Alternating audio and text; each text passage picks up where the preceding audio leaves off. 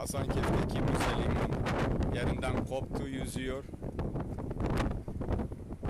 Ve bu olayın böyle oluşu bizleri son derece üzmekte.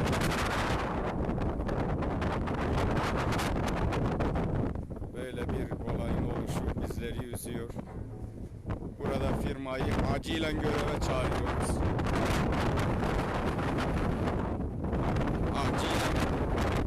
Acilen firmayı göreve çağırıyoruz.